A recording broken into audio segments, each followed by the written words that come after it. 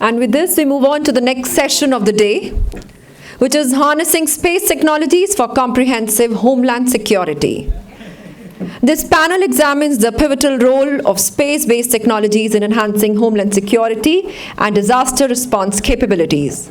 Representatives from Central Armed Forces, Central Armed Police Forces, Coast Guard, NDMA and state police forces will join industry leaders to discuss how satellite communications, Earth observations and positioning systems are revolutionizing operations across strategic, operational and tactical levels. The session will explore innovative applications in border security, counter-insurgency, disaster management, and law enforcement, highlighting how space assets improve situational awareness, decision-making, and operational effectiveness across India. For the same, I would like to call upon the Chair, Mr. Govind Mohan, Union Home Secretary, Minister of Home Affairs. The moderator of the session, Mr. Sanjay Kundu, former DGP Himachal Pradesh. And the panelist of the Mr. Rajeev K Sharma, DG, BPR&D. Mr. Praveer Ranjan, Special DG, CISF. Mr. Gurpawan Singh, President, IRIS. And Mr. Advait Kulkarni, Director, Vasundharaa Geotechnologies Private Limited. Over to you, moderator.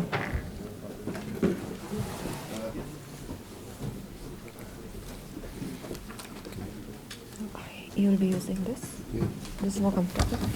You need to adjust according to your height. Thank you, ma'am.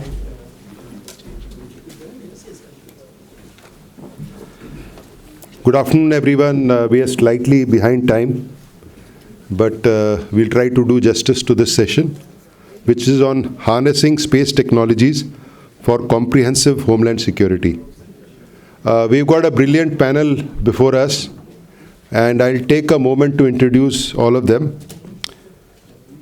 First is Mr. Rajeev Kumar Sharma. He is the Director General of Bureau of Police Research and Development, BPR&D, the think tank of the Ministry of Home Affairs, MHA. The organization is tasked with training, capacity building, research and development of police, prisons, prosecution, and all other rule of law institutions in the country. Mr. Rajeev is an alumnus of the National Defense College, Jawaharlal Nehru University, and he's also got prestigious degrees from India and abroad.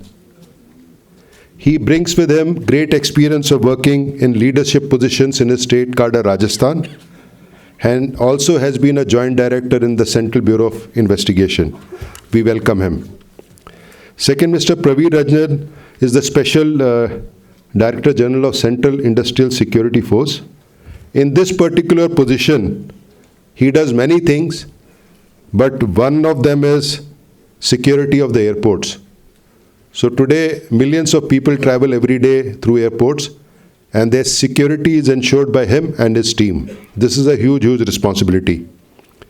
Earlier, he was DGP of Chandigarh, and he did marvelous work. He introduced technology, and he was the key to introduce the 3 new criminal laws. They were for the first time introduced in Chandigarh. He has worked earlier as Deputy Director in Central Bureau of Investigation, CBI. Highly academically inclined officer. He has Masters in Public Policy from prestigious Harvard Kennedy School and National University of Singapore. Both Mr. Rajeev Sharma and Mr. Praveer Ranjan are highly decorated and experienced IPS officers of the country. From the industry, we have Gurpawan Singh. He's the president of IRIS. The company has established itself in the niche market of homeland security and risk management. A former para-commando, his company provides services to tech giants like Google, Microsoft, Tata's, etc. The second member of the industry is Mr. Advait Kulkarni. He is the director of Vasundharaa Geotechnologies Private Limited. He is an aerospace graduate from Queensland University of Australia, and he, along with others, have established a startup. Today, they are doing more than 2.5 crores of business with the Indian Army and Government of Maharashtra. For some reason, the Union Home Secretary, due to commitments and meetings, could not make it today. So I've been hearing this session for last about 1.5 days, and they've been talking about multi-domain operations. And what is multi-domain operation without Homeland Security? It means nothing.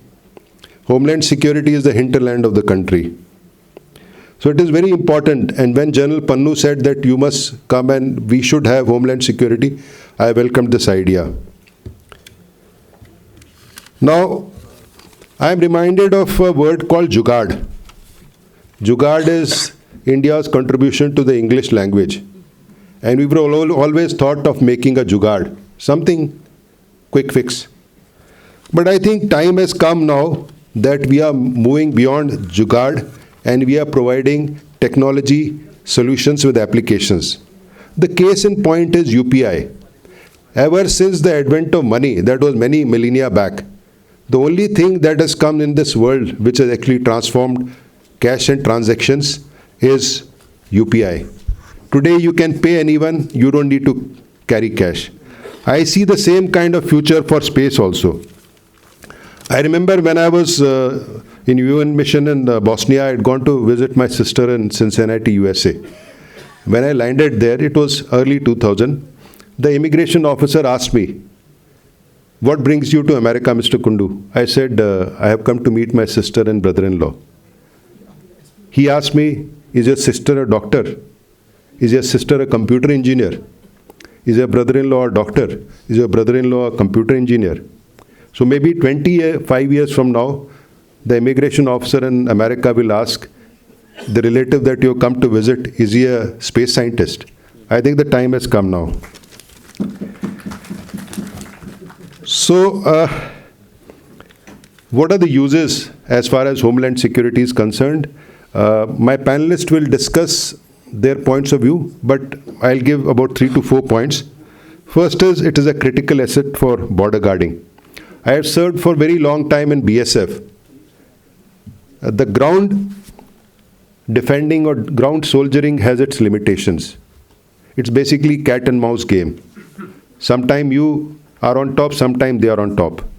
And the challenges keep increasing. With drones and drugs coming in, I think it is time that we have space technology to guard our borders. Our borders are very long, they're treacherous, and coastline is even longer. Second is, space as part of multi-domain operations. General Pannu mentioned Army, Navy, Air Force, Cyber and Space. I think hinterland also has to be there. Otherwise, rest is not possible.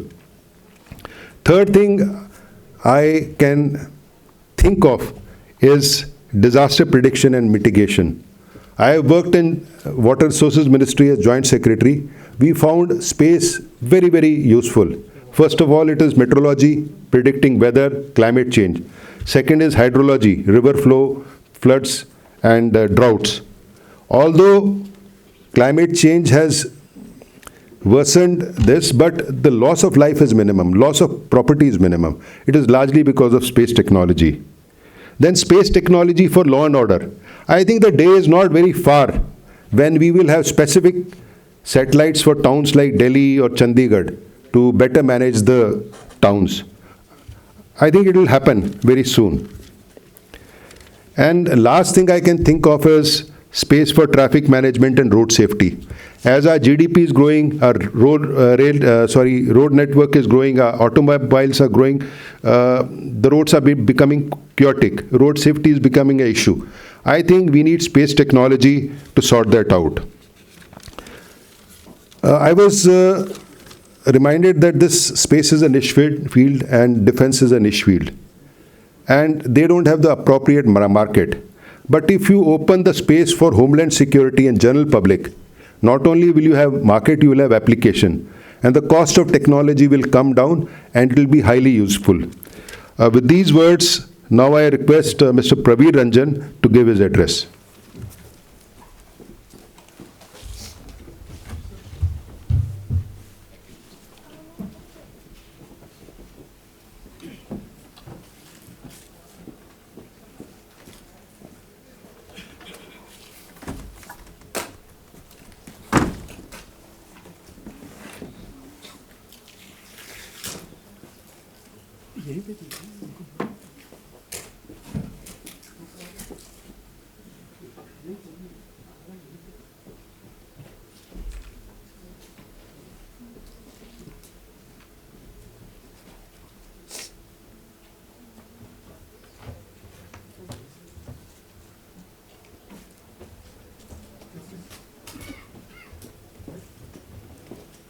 Sir, you can speak.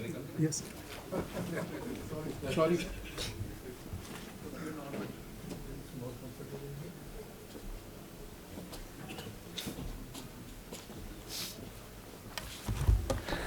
Good afternoon, everyone here. And with the permission of the chair, I would like to say a few words about Mr. Sanjay Kundu. He is my senior. He was DGP of Himachal Pradesh till recently. And Sir has had a very long and a very distinguished career. Mr. Kundu has served Himachal Pradesh with a lot of distinction. And one example which comes to my mind, and I must mention, when he was mentioning about disaster response, Himachal had very bad floods last year. And the way, sir, you managed the flood relief operation along with the central forces, including NDRF, but mostly it was your planning that brought about so much of relief to Himachal Pradesh. So it immediately reminded me when you were discussing about the use of space technology in disaster. I think one example, which the kind of app which you developed there, and probably the way you linked with the field officers and the way they responded, that was a remarkable thing. If I think most of the audience who are present here may not be aware of that. But I, being an insider, I was posted as DGP Chandigarh. So a lot of those cry calls would come to me also, because people were stuck in Himachal Pradesh at various locations. And then I will have to request DGP Himachal Pradesh, because being my immediate neighbor, so he had to respond. And certain systems, which he developed really worked well on ground. So that gives me a kickstart, for this session. When we are talking of space technology in homeland security, as Sir mentioned, that I'm right now working in Central Industrial Security Force. So just to give you a background, CISF is presently located at 359 critical infrastructure or critical locations and in the country, and which covers areas like airports, atomic energy, oil, coal, steel sector, mining, ports, national highways, and also national heritage monuments like Taj, etc. So you can imagine the kind of work which we are doing, the kind of diverse work which we are doing. And we are thinking of, when we are thinking of technology, and especially the future technology, space technology is one of the most important thing which comes to our mind. And as Sir rightly said, Mr. Kundu just now mentioned, that the future is of space technology.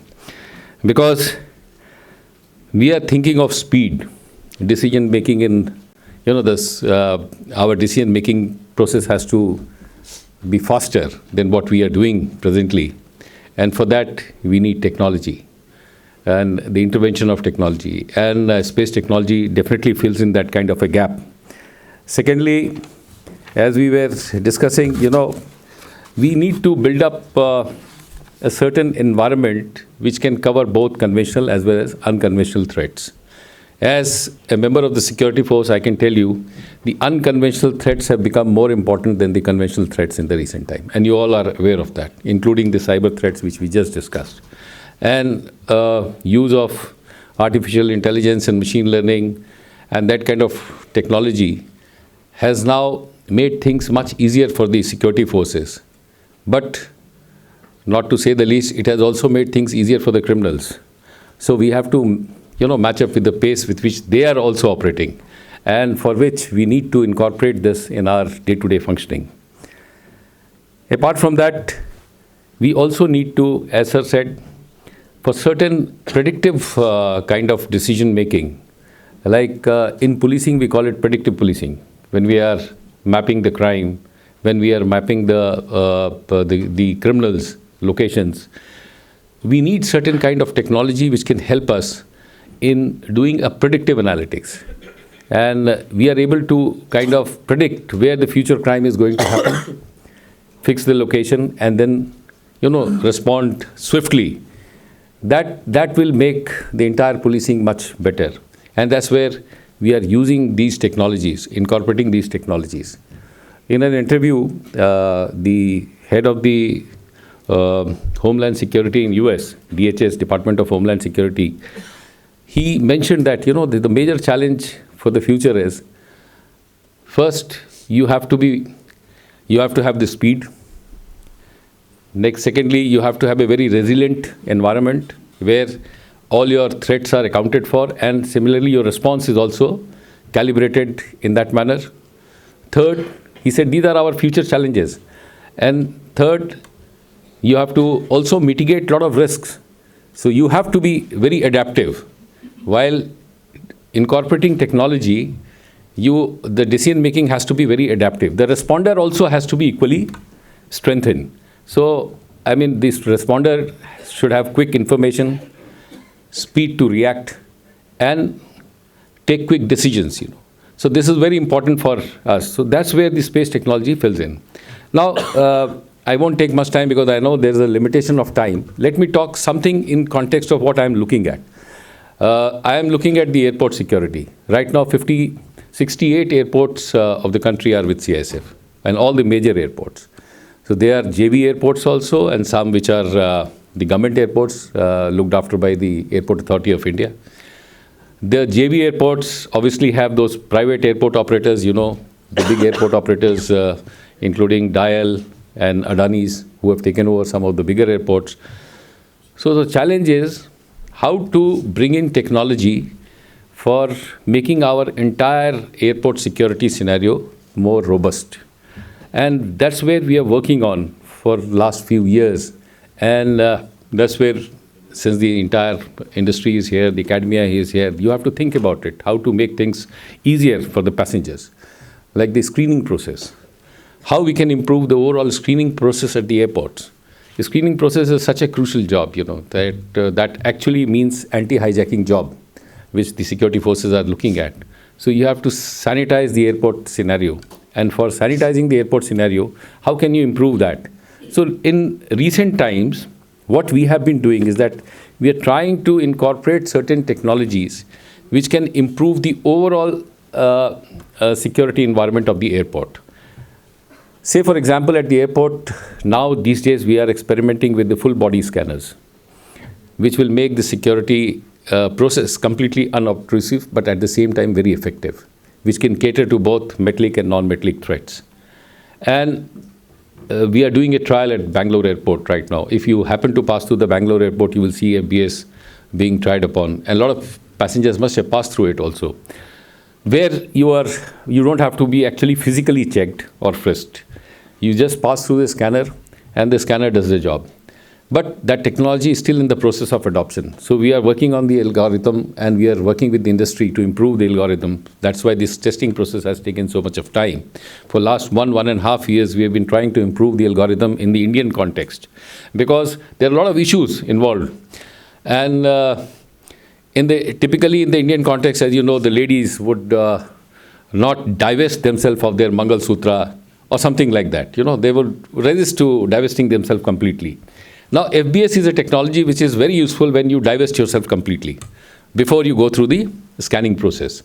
So that doesn't happen in India, or normally the passengers would resist.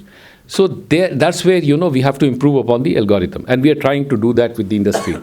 And so many of you who are working on these kind of equipments would be aware that, these millimeter wave technology which are being used for FBS, which is currently in use and which is non-harmful, non-lethal actually, other than the X-ray technologies which are available. This millimeter wave technology or the centimeter wave technology have just come up recently, and they are being used in some of the European countries, like Sweden has come up with one version. There's a company called Swan Technologies. They have come up with one version. There's another company in Germany which has come up with another version. So they're trying to improve upon the technology. It doesn't harm the person as such. When the waves pass through your body, it doesn't cause any damage to you personally. So that kind of technology we are experimenting with. Similarly, if you ask me, there are certain other things which we have done. Like many of you, I was just talking to one of the distinguished panelists here when he was mentioning about facilities for the senior citizens. So I said, sir, are you enrolled with DG Yatra? So many of you must have experienced DG Yatra in the country, where we have incorporated the facial recognition system along with the big data, where you just upload your document, and when you pass through the airport, it is completely unobtrusive. Nobody stops you. You just pass through using your documents, and then the gates give you the way. And we are trying to bring it in the security check area also. So there are certain dedicated lanes which we have created at some of the airports, which is still in the process of expanding. So it has not been done at all the airports, I would say, but almost 24 airports in the country have this DG Yatra facilities. And we are trying to increase this facility all over. So with the DG Yatra, you have a completely unobtrusive kind of a travel which will happen. And this has been made possible only by incorporating certain technologies like the facial recognition system, which is there. And the system recognizes your face, the system recognizes your documents, and then it also is working at the back end with the other data, with the passengers' data, which is available with the airlines. So gradually this whole system will become very, very unobtrusive. And we have really improved in last few years. If you recall your travel experience some years back and now, I'm sure you would have found a lot of change in your own experience. So, and the feedback which I have got from the people is that, it is really working well on ground. The only thing is that people have to enroll for the DG Yatra, and for which we are trying to create awareness among the people. And as many people they enroll, they will get that facility. Similarly, sir, for the screening of baggages, we have recommended to BCAS. BCAS is our regulatory body, that we should use computer tomography for 3D scanning of the baggages, so that there is no physical opening of the bag. It is not required. And once it is adopted, which is in the process of being adopted, then we will have a much better screening of baggages. It will take less time, and your experience would be much better. So incorporating such kind of technology, which are basically,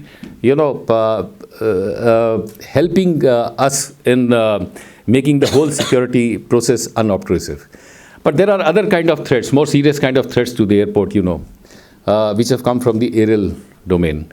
Sub-aerial, like drones, the rogue drones, are a big kind of a threat to the airports. So to counter that, Air Force has already taken where we have those civilian enclave airports, we already have some systems installed. And in the JV airports also, they are experimenting with some systems. New systems have come with the help of DRDO. We have been able to devise some anti-drone technology, which has the option for both the hard kill and the soft kill. And those systems are being installed. But why it is important? That's what I'm saying, sir. The space technology becomes so much of important because we are using, we are using all these the systems, which have been devised for not only finding out these kind of aerial threats to us, but also to mitigate the risk in a safe area, because most of our airports are located in a typically civilian kind of environment. So it's not like that, they are located in the border and you could simply go for a hard kill option. We have to explore the soft kill options at the airports, especially in India, because I'm not talking about the greenfield airports, but most of the older airports are typically located in a civilian kind of environment, where the hard kill options becomes a very difficult proposition for the security forces. So the industry has to work on this, and the technology is continuously evolving. I'm sure in the times to come, we'll have a much better scenario. But already we are in the process of strengthening that security scenario.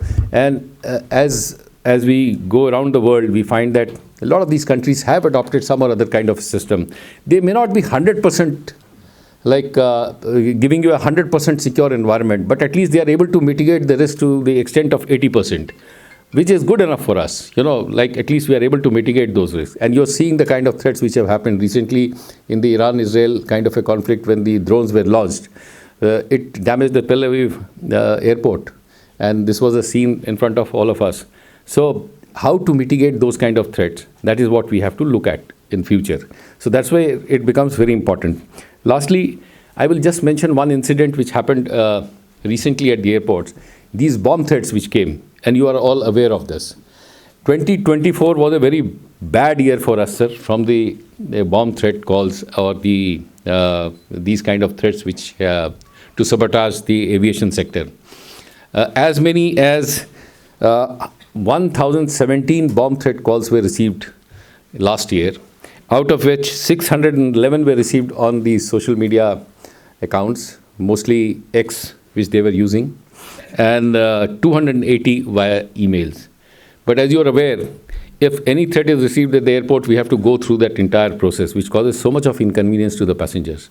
Like, we have to take the aircraft to a secluded area, and then we have to carry out the entire anti-hijacking process, which takes a hell lot of time.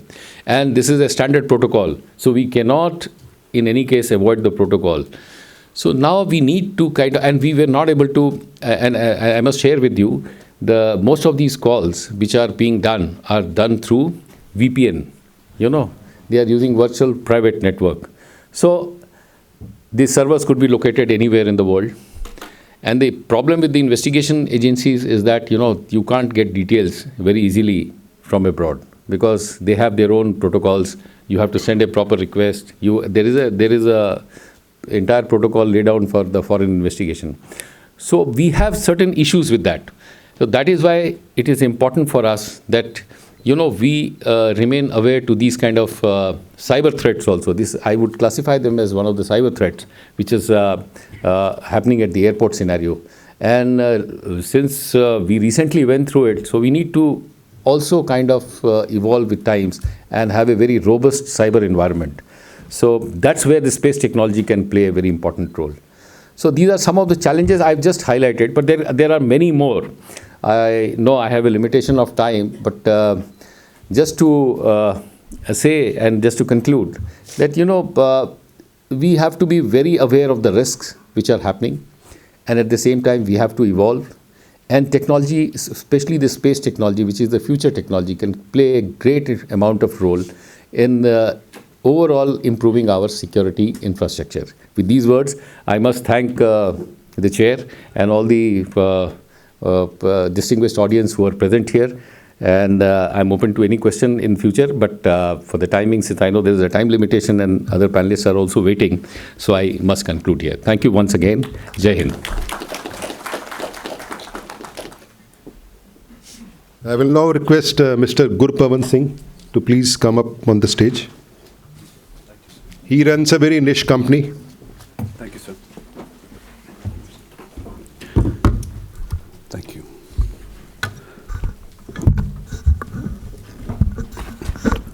A very formal good afternoon to everybody. Thank you, SIA-INDIA, and thank you, Chair, for the opportunity to speak here. I think, considering I'm part of the last 3 men standing between you and the lunch, I have a huge responsibility. And this reminds me, even Kabir, while used to worship, said, "Bhukhe bhajan na kije, mala apni lije." Unhone Ram ko bhi bol diya tha. So I'll try to be as quick. So time pressure is on me as well, sir. I will try to cover that very quickly. But going back to the last session, we had Admiral Chauhan talking about the lack of imagination. And after completing my army duties, I was working with United Nations in Afghanistan. And while interacting with US forces, I could get my hands to a document which was talking about the failures which led to the 9/11 attacks. And I've seen some documents within India as well, but the startling difference was the first failure which was endorsed in that document was failure of imagination. Nobody could have imagined that aircraft can be used as a missile, and that can be a threat itself. So I think that bit of a failure of imagination has been in us, but there are great people who are also killing that unnecessary failure, and I would like to give credit to General Pannu for sure for bringing Homeland Security and satellite together. I've been part of some security committees, including one of the government committees which was looking at how to make India habitat secure in 2035. And satellite was not even a word discussed for monitoring, for anything like that. So thank you, sir, for bringing these two important things together. So that's the new imagination. I think the ideas over here which are coming from the chair and other speakers will also help us to bridge that particular aspect. At the same time, before I go forward, I do also want to profusely thank all of you who have worked to make India a strong force within the overall satellite domain, satellite industry. Special thanks to, first of all, whosoever is working in the government sector, PSU, because I know the lure of NASA as a word is huge enough. And all the startups which are coming up. So all the seniors who have shown the vision and leadership, and all the youngsters who said, I'll do more than what you've been telling me. So thanks to all of you, and a big applause to all of you for making India a force within the satellite industry.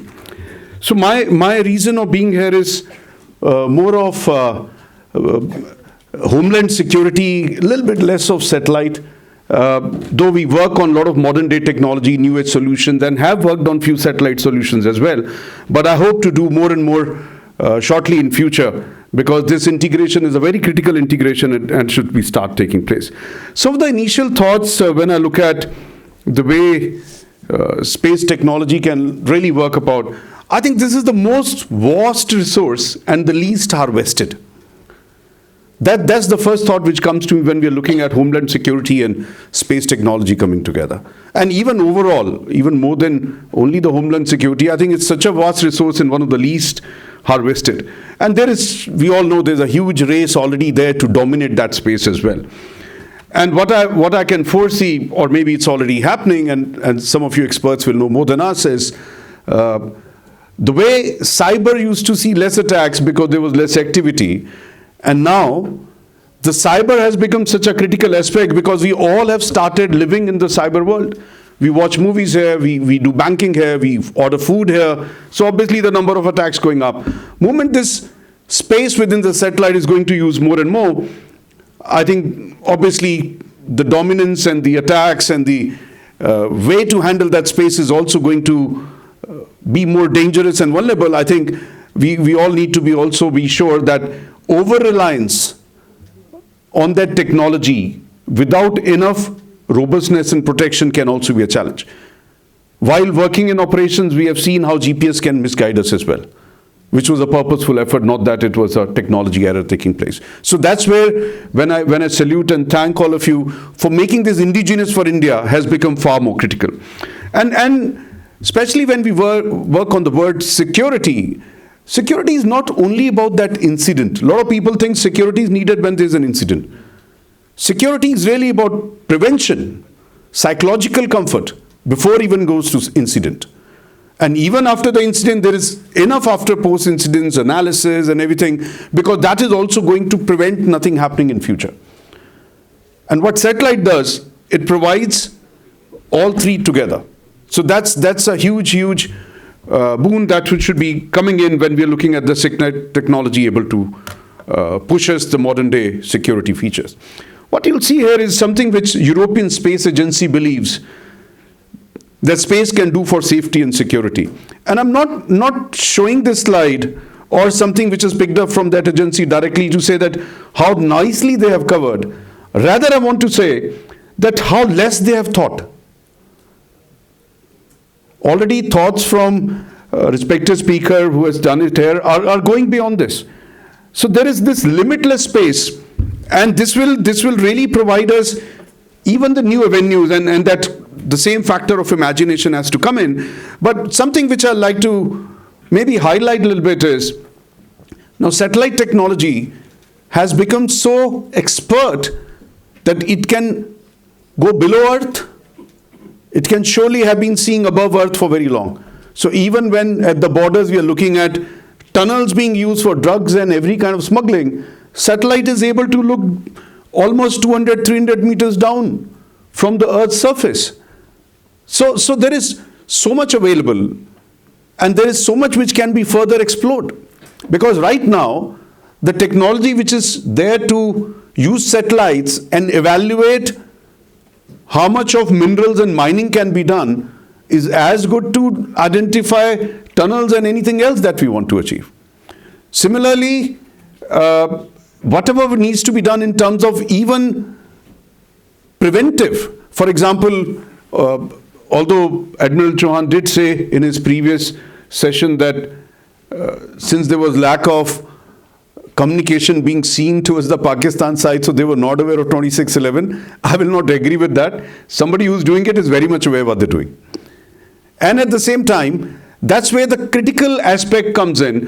While your ground technology has a limitation of horizon, you cannot see beyond the horizon. The satellite can see the full Earth at one go. So if you are able to track and trace even the boats, drones, or anything else originating from a certain direction, you can put artificial intelligence in that to say, moment you cross this, I want an alert. Till the time it's within certain kilometers of our enemy borders and certain kilometers away from me, it doesn't matter. But moment something which has originated there and starts coming closer to me, that's where I want to know more of it. That's where I will jump from maybe the quarters to centimeters and millimeters, because now you become object of my interest. You were not till the time you not come close to me. So that's where satellite can do it so wonderfully well, because they don't have the limitation of horizon. It's your capability, how much equipment you can put in your satellite, and that much capable becomes your forces, your homeland security, and everybody else who's attached to it. Another important aspect is, which I definitely want also to blur the way it has been thought today to bring satellite and homeland security together. Security is security. This border security and homeland security are also two words which have become unnecessary, because earlier the threats at the border were bombs and guns, which are threats to homeland security as well. We're not worried about knives anymore. We are worried about very advanced level weapons, including sometimes discussing chemical, biological, and radiological weapon being used inside homeland security for attacks. So what's the difference? So we need as much technology for homeland security as you need at the borders, or maybe more, because the complexity of crime is huge here, which is not at the border. Complexity of cybercrime is huge, which is not at the border. So we need more of it. So I think this beginning today should be able to maybe change a lot of things in the overall discussion, the way it's happening at all policy making and everywhere else. I think I will try to move a little faster to save time. This is where India has already done great, and we already have a huge capability. And not only that India has a huge capability in-house, we are selling this technology even to the globe. And I'm sure you all have heard of stories about the amount of money which was used to make Mars as a movie. We use that much money to send a satellite to Mars. And that's the cost difference we are able to provide even in the international world when the satellite usage is defined. But yes, there are a few things, maybe fine-honing this and fine-tuning this, and also making ourselves more commercially adept, that we are able to reach out and not face a lot of sanctions, because the international world will also come with sanctions if they see you growing beyond what they think you should grow. So they want you to grow, but they want you to grow within the limits of what they think which is best for you. So I think that's where a lot of things will change, and this is again more of operational effectiveness that can be achieved right at the borders or the law enforcement. And these are brilliant work, just that a lot of them are happening at a pilot stage, and they've not started reaching a stage of full India implementation, but I'm very sure the day is not far away. The way DG Yatra is one of the projects which is unique worldwide, I'm very sure a lot of other projects are going to flow in when the satellite technology will help us to improve a lot of things. Just one quick last word on one case study that I'd like to show. And if you look at the pictures, Kerala flood in 2018, and thanks to Kundu sir, who's done great work at Himachal as well, but I had already put this slide up, so rather than changing, I'm still showing it. So while what you're looking at is what kind of devastating impact it had, but satellite was again very effectively used to bring all these features in and provide a response. Obviously, any ground communication in such situation will not be there. And even ground communication, when you're looking at a war scenario, security scenario, not only the power failure and the equipment failure, it can also be the enough of jamming that can take place. So that's where your second layer of satellite, or maybe sometimes first layer of satellite and changing the second layer to ground is also a possibility. Guiding the rescue boats way to go. Able to even identify a live body from a dead body. That's the ability a satellite has today. That's how pinpointed even the rescue missions can take place. Because even the ground forces, whether it's the State Disaster Response Force or NDRF, anybody, they're as blinded as any other human is, unless you have additional technology and equipment. That's where this will change, and this will start bringing a lot of better response. And I can also tell you that I can name at least more than 20 case studies when India, in a disaster response, has fared multiple times better than any developed country or any other country in this world. So thank you for all the good work, and I'm sure we have a lot of good days with Satellite in future. Thank you so much.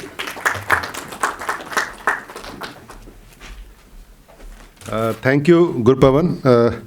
I just want to tell the House that narcotics or drugs is a big issue in India, and the huge seizures that we are making off the coast, 5,000 crores, 10,000 crore, is largely possible because of the space technology. Now I would invite Advait Kulkarni. He's part of Atmanirbhar India and Make in India. He's left Australia, came back to India, started his startup, which has become very successful, and he'll talk about his work.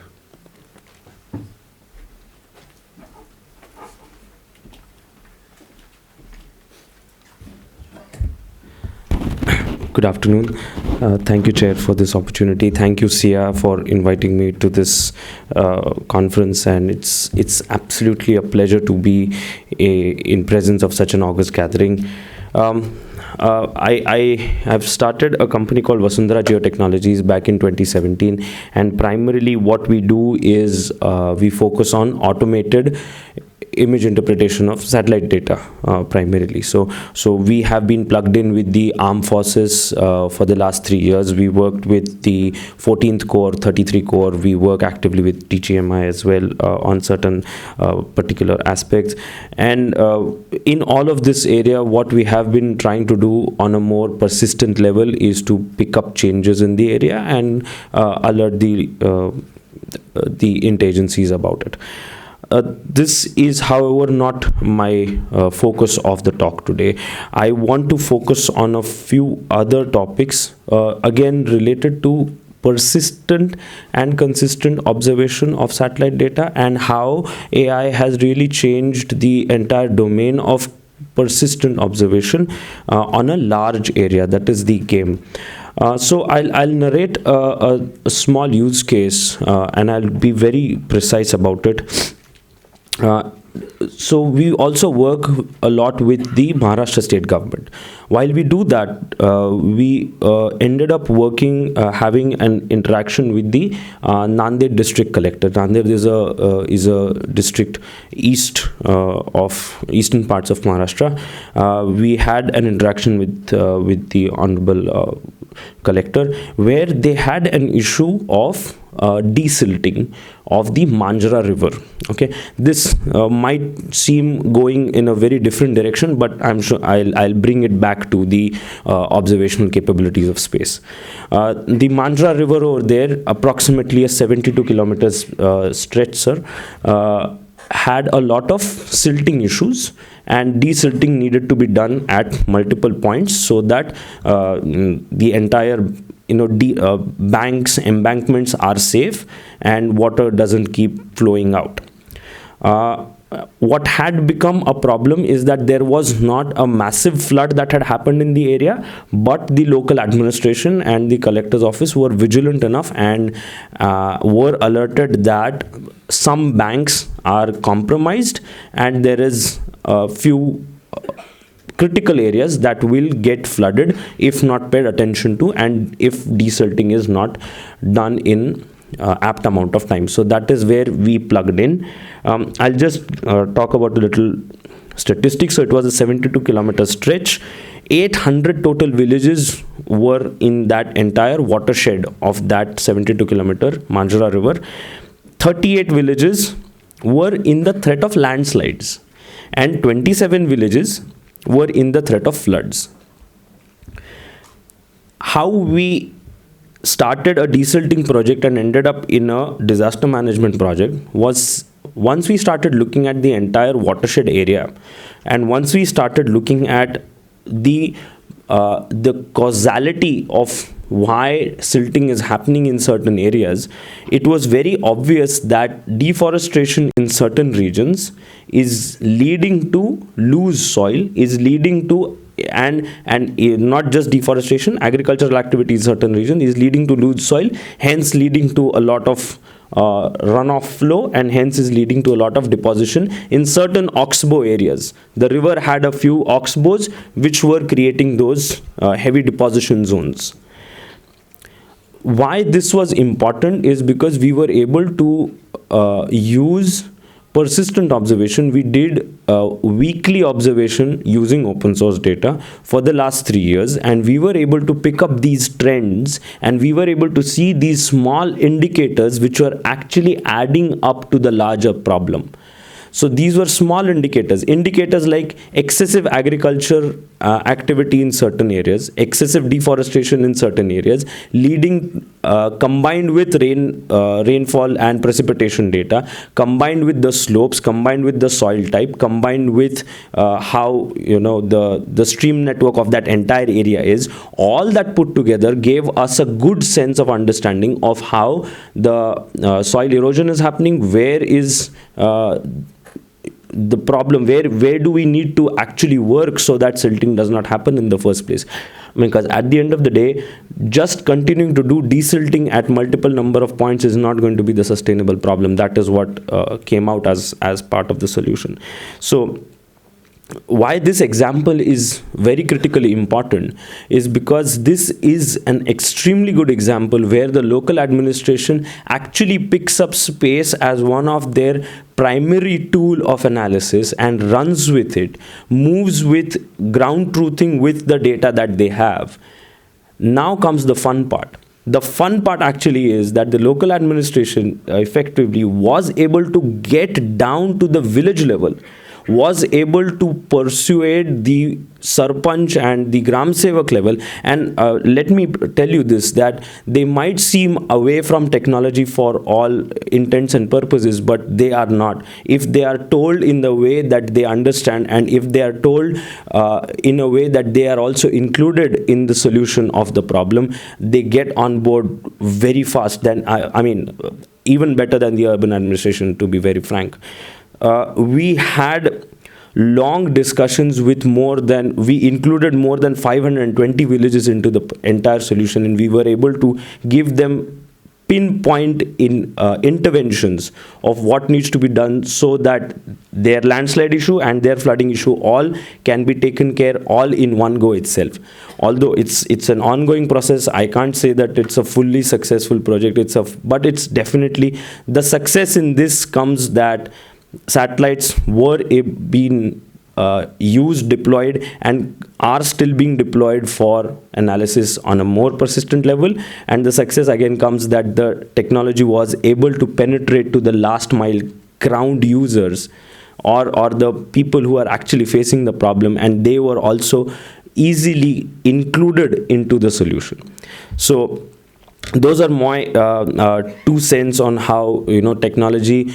And of course, it being a disaster management problem, it is definitely a homeland security problem at the end, because a flooding and a landslide is going to put extreme amount of stress on that local administration, who is maybe not very well equipped of all such eventualities. So though that is how I would just end at narrating the nation that I've given as how a desilting project ended up becoming a full stack disaster management project at the end of the day. And I'm sure if we are able to include more and more rural administration also into it, and empower them with the satellite technology that we have and the applications, by making technology more accessible through the use of AI, through the use of VR and AR type visualizations, I'm sure we'll be able to make a massive change in how we look at the technology and how we apply it. So those are my 2 cents. Thank you so much. Thank you. Thank you, Advait. In India, about 16% of land is drought prone and 13% is flood prone. And we were not able to solve this problem. But with solutions that Mr. Advait has given, I think the work is going on in the country, and probably 10-15 years from now, we'll be able to address this comprehensively.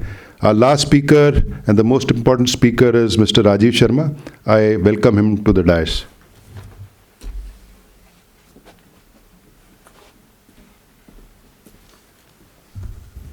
Good afternoon.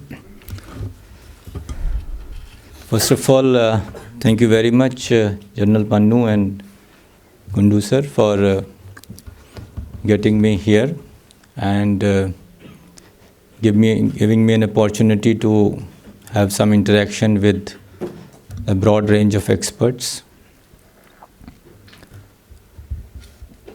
We are all aware that what space technology is offering, and it is being used extensively already, especially in the defense sector. And that's where I feel it was a great idea, as my friend said, challenging the imagination. And that has brought some of us here today to interact with you all. Of course, we have been, for the security, internal security, we have been using some of the space technology in some ways. We have a partnership with the Hyderabad-based center, ADRIN, and we have been organizing some capacity building courses for our officers on 3 major issues. And that has started on a prodding by National Security Council Secretariat some time back, and that led us to our partnership with ADRN, ADRIN, and now we are running regular courses on counter-insurgency operations planning, border operations planning, and urban operations planning, and also on crime mapping, analytics and predictive system. But again, it's a very limited way in which we have started harnessing space technology.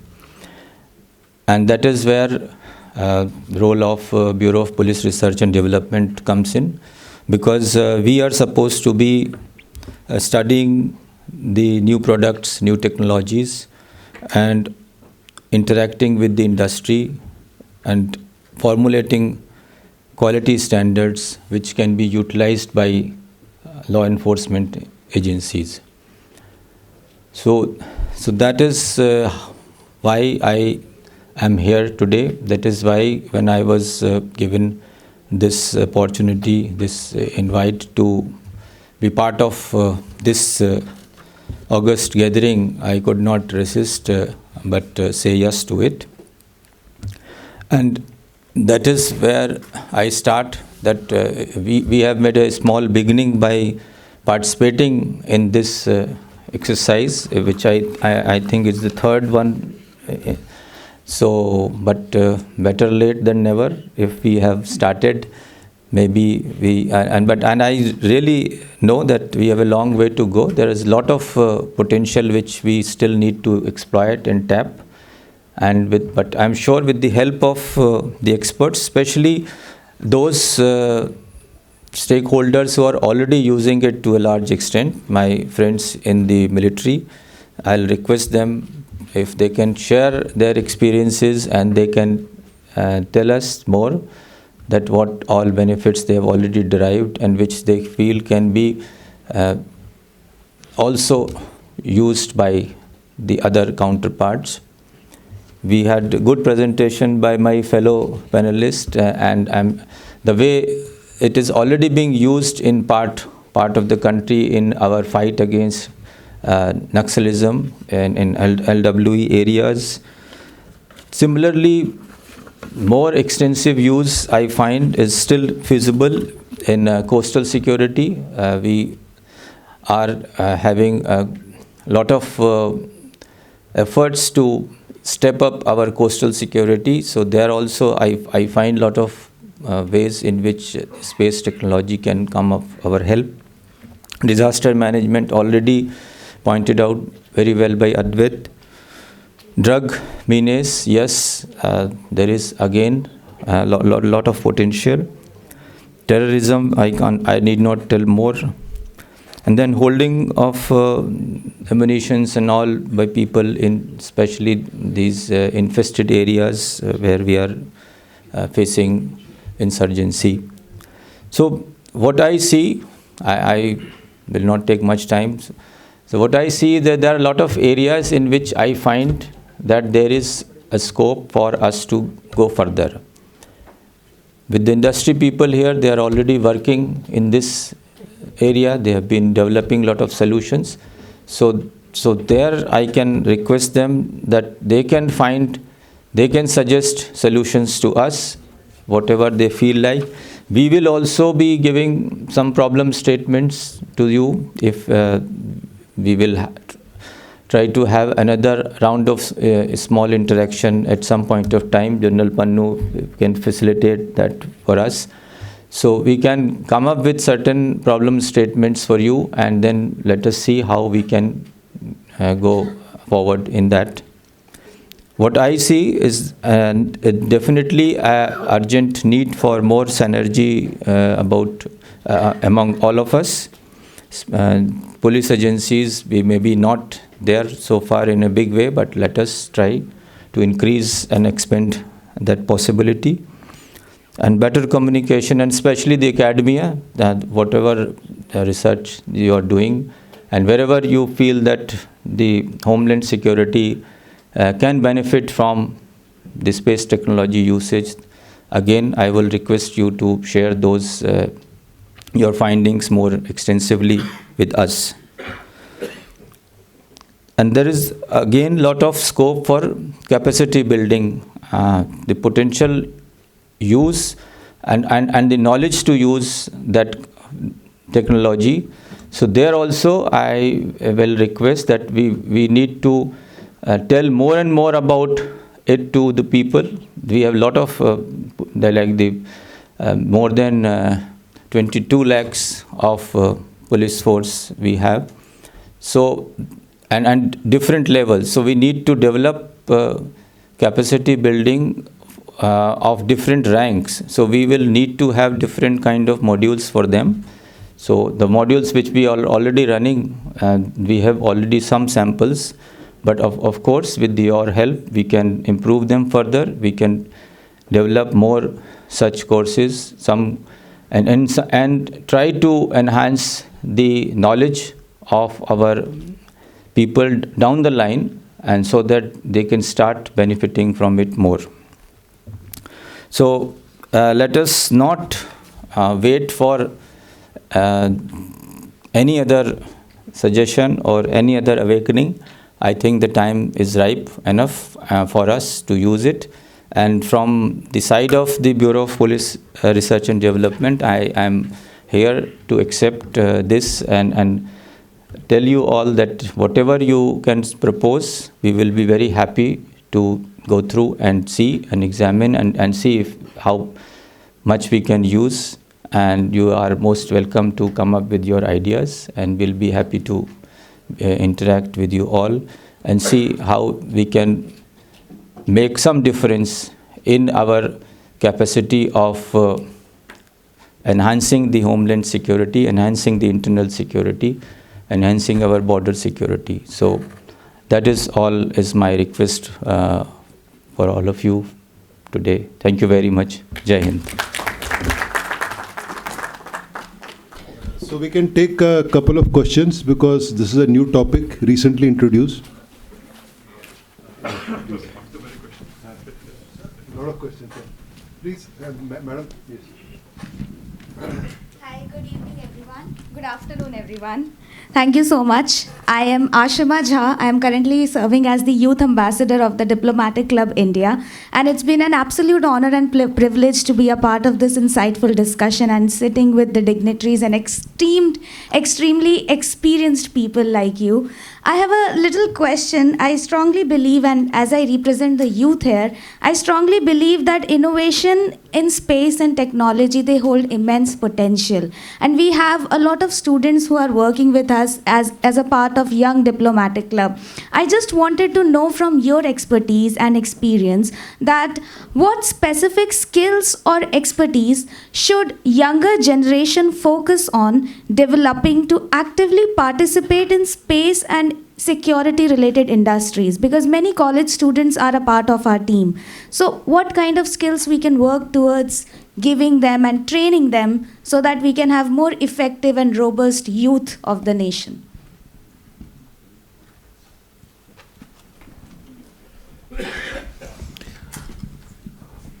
As you just saw the presentation from all the panelists here, there are only certain areas which we just listed out, and in the presentation made by Mr. Gurpawan, this was very clear that there are certain areas where Homeland Security can actually adopt space technology.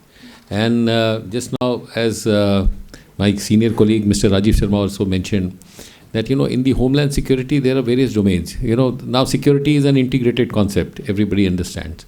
So we actually talk of the security at the borders as well as the inland security, the internal security. And there are very critical kind of infrastructures which are now Government of India has already declared a lot of critical infrastructures which need to be protected.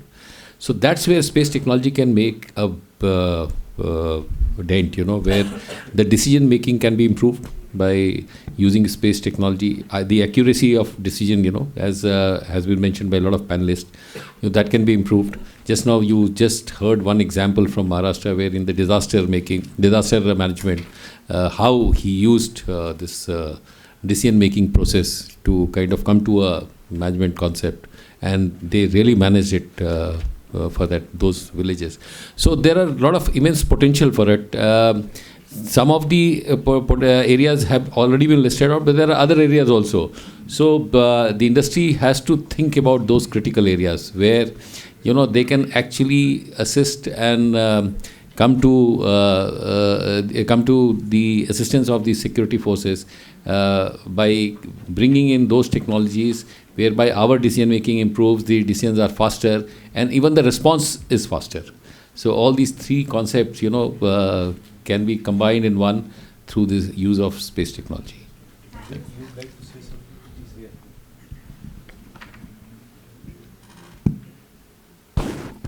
Right. Am I audible? So it's a very pertinent question, and we keep engaging with youngsters in terms of capacity building, in terms of skilling and upskilling as well, quite a number of occasions that we do.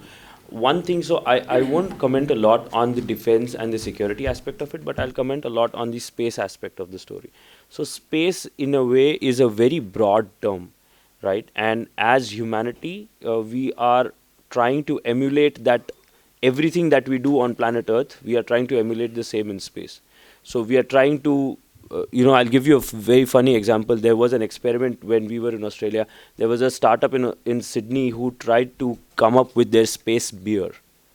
And it was actually launched in one of the mission, and it was sent as part of a few celebratory things for one of the Christmas, and the astronauts actually had that. So culinary science in space is also a thing, and it's a big thing. That is really pushing the envelope too hard, but skills like law, skills like management, skills like finance are all very extremely relevant for the space industry. If I may put my buck behind skills that are extremely required in the next coming future, I would say that the technical skills are definitely there that will be required, but the non-technical skills are also equally, or in my opinion, maybe more important for going in the next stage of space industry. May I? Last question. Yeah, I'll just jump on to one specific R&D area, and the question is to Mr. Rajeev. I'm Air Vice Marshal Ajay Shukla. I have served in Chhattisgarh and Jharkhand as the Air Force Anti-Naxal Task Force Commander for 2 full years quite recently. And the problem, the query flows out of one very perplexing issue of not being able to penetrate foliage to detect a person on the ground. The solutions that I was getting 6-7 years back, and even till today when I make the query, is only based on penetrating a vegetation regime that is in the coniferous domain, fir, spruce, pine, etc. So the Westerners are pretty comfortable, and even in the J&K environment is okay.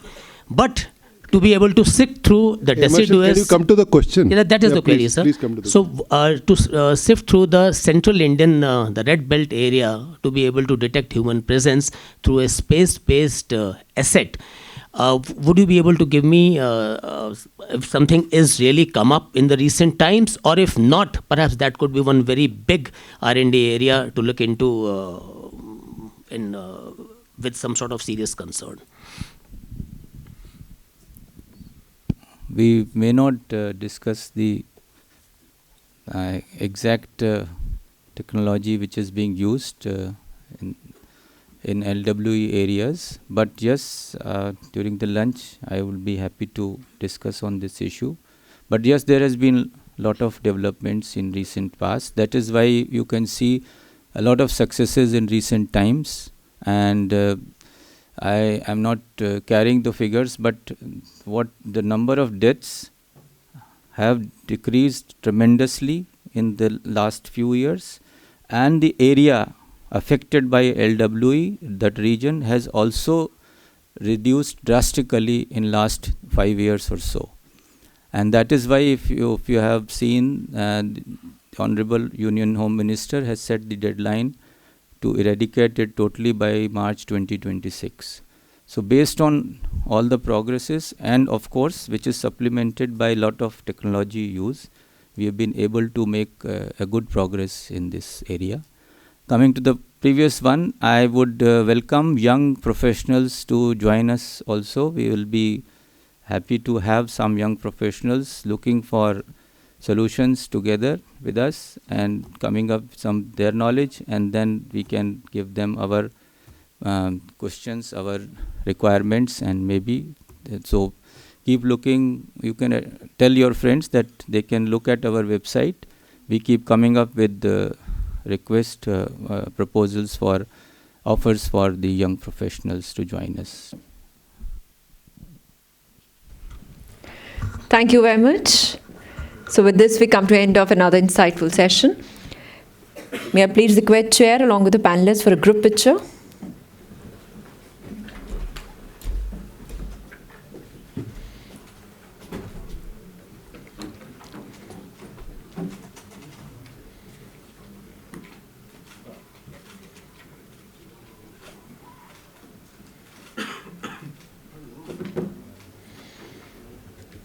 Thank you so much. So it's 1:50. Right after 30 minutes, we'll resume for the next session. We are heading into the lunch break. And right after 30 minutes, we'll go into the next session of the day. See you all at 2:20 p.m. here at the same place.